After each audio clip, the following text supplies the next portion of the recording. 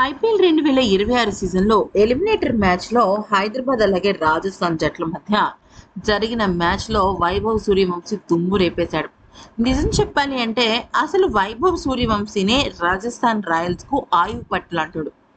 నిజానికి హైదరాబాద్ జట్టు కనుక వైభవ్ సూర్యవంశీని ముందే గనక అవుట్ చేసి ఉండుంటే మేబీ హైదరాబాద్ జట్టు గెలిచే అవకాశం ఉండుండేది. కాకపోతే ఇక్కడ బుడ్డోడు ఆల్రెడీ 12 సిక్స్లు 5 ఫోర్లతో 97 పరుగులు చేశాడు. అసలు హైదరాబాద్ జట్టుని వణికించేశాడు. కాటేరమ్మ కొడుకులు చేతులు ఎత్తేశారు.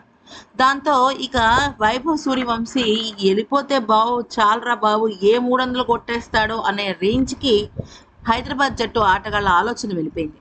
కానీ పాపం 29 బంతుల్లో 97 పరుగులు కొట్టాడంటే అది అసలు మామూలు విషయమే కాదు. ఇక ఈ సీజన్లో ఇది ద సూపర్ ఇన్నింగ్స్ అని చెప్పుకోవచ్చు. అసాధారణమైన ఇన్నింగ్స్తో ప్లేయర్ ఆఫ్ ది మ్యాచ్ అవార్డును అందుకున్న తర్వాత తను ఏం మాట్లాడాడో ఒక్కసారి తెలుసుకుందాం.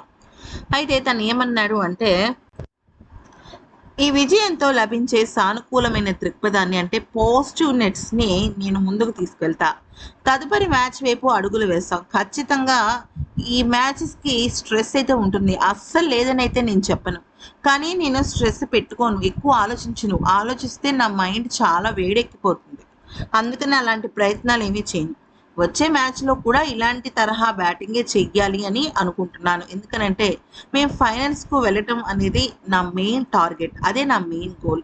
నేను ప్రతి మ్యాచ్కు ముందు ఆలోచిస్తాను, కానీ అతిగా ఆలోచించను. నేను ఏ విషయంలో అయితే మెరుగుపడాలని భావిస్తానో దానిపైన ఎక్కువగా ఫోకస్ పెడతాను. నా తప్పుల గురించి నాకే తెలిసిపోతుంటాయి, అవతల వాళ్ళు చెప్పాల్సిన అవసరం లేదు. ప్రతి మ్యాచ్కి ముందు ప్రత్యర్థి జట్టులో బౌలర్లు ఎవరున్నారు, ఆ పిచ్పై వారిని నేను ఎలా ఎదుర్కోవాలి, బౌండరీల పరిమాణం ఎంత, ఇలాంటి విషయాల గురించి ఆలోచిస్తాను.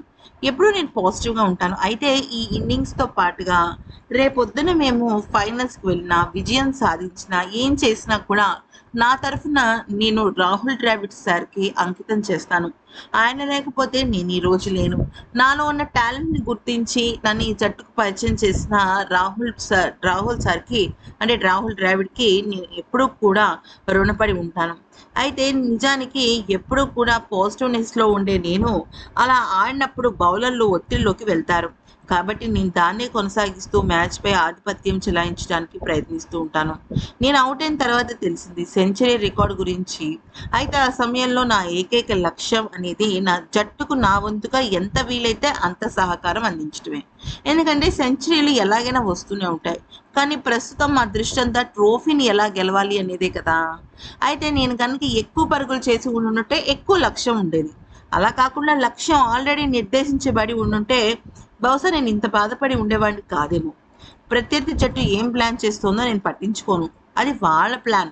నా ప్లాన్ ఏంటి అనేదే నేను దృష్టి పెడతాను.